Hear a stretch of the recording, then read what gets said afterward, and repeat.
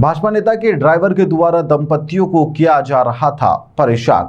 जी हां, भाजपा नेता के पुत्र पर महिला ने एक गंभीर आरोप लगाया है और यह महिला अभी आप देख भी रहे हैं जो उस महिला को धमकी देते हुए गाली गलौज इसके साथ में की गई है और यह आरोप पीड़िता के द्वारा लगाया गया है।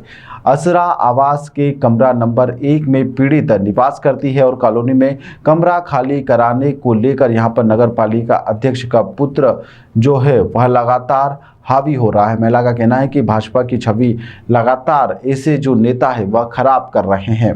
पीड़ित महिला का कहना है कि लगभग 6 महीने से वह न्याय के लिए भटक रही है, लेकिन भाजपा नेता का पुत्र होने के चलते उसे अभी तक किसी भी प्रकार की कोई राहत नहीं मिली है। वहीं पर अब शिकायती आवेदन पत्र देकर उसने न्याय की गुहार भी लगाई है। अब देखना होगा कि विकलांग पति और पत्नी को कब जाकर न्याय मिलता है। तो छेड़खानी का मुकदमा इनके ऊपर लगवाने को तैयार है उनकी महिलाएं, जबकि उनके खिलाफ पास्को एक्ट से लेके कई मुकदमे पंजीकृत हो चुके हैं। घर में आज तक प्रशासन कोई जो है आज तक उनकी गिरफ्तारी नहीं हुई, आज तक उनके खिलाफ कोई अपने मेन गेट से हम निकल नहीं पाते हैं। अगर निकलते हैं तो कैमरा लेकर के गलत तरीके से वीडियो बनाने लगती हैं, ऊपर से पत्थर मारे जाते हैं। रोड में अगर हम टहलते हैं तो ऊपर छतों से पत्थर मारे जाते हैं। 400 पार मुद्दे को घटा रहा है। दिव्यांगों का वोट कम नहीं है करके अपने पार्टी वोट कम कर रहा है, अपने भाजपा के कार्यकर्ता कम कर रहा है, भाजपा का सपोर्ट कम कर रहा है सिर्फ एक ब्लडी ड्राइवर के लिए और कुछ नहीं, जो कि वो झूठा है, एक नंबर का कैरेक्टर। अंकित बासु का ड्राइवर। अंकित बासु कौन है?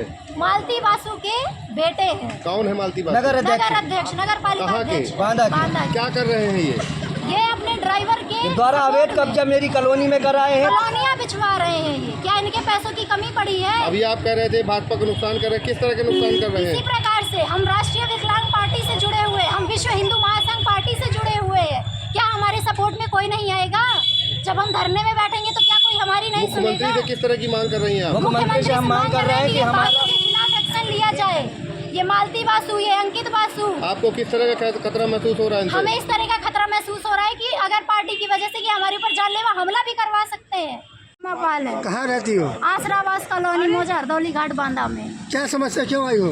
मैं यहाँ पर समस्या लेकर आई कि मैं और मेरे विकलांग पति आसरावास कॉलोनी में रहते हैं। उनकी कॉलोनी में कब्जा कर लिया गया सीरियल नंबर चेंज करके, और उसी ब्लॉक के 2 और कॉलोनियों में कब्जा कर लिया गया और पैसे में बेच दी गई। आपका कितना नंबर है? कमरा नंबर 1। हमारा कमरा नंबर 1 है, उसको पोत करके 3 बना लिया गया, जो उसके आवंटन में आवंटित। किसने कब्जा कर लिया? पप्पू धुरिया और राजीव धुरिया और उसकी पत्नी मोनी धुरिया। कौन है? ये अंकित बासु का ड्राइवर खास आदमी है घर का।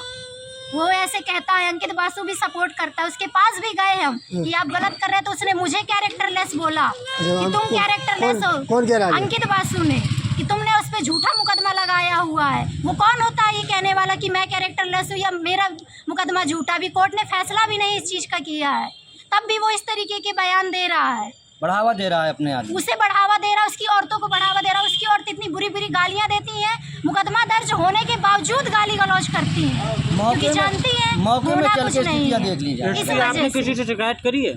जी, मैं 6 महीने से लगातार एप्लीकेशन दे रही हूँ और प्रशासन सिर्फ क्या लगाती है, IGRS की आख्या, जो कि मेरे पास उनकी कॉपी निकली हुई रखी हुई है। इसके अलावा मुझे कुछ नहीं मिलता है। IGRS में क्या लिखा हुआ है? IGRS में उन पर मुकदमा दर्ज है, तो उसकी पत्नी झूठा मुकदमा इनके खिलाफ लिखवाना चाहती है।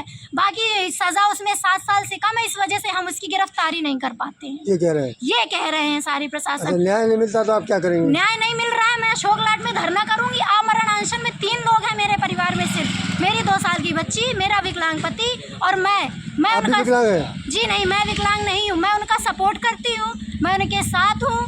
मैं उनके साथ आमरण अनशन में बैठूंगी, क्योंकि प्रताड़ित उन्होंने वैसे भी कर रखा है। इससे अच्छा मैं यहीं पर बैठूं, पर मैं न्याय की गुहार लगातार लगाती रहूंगी।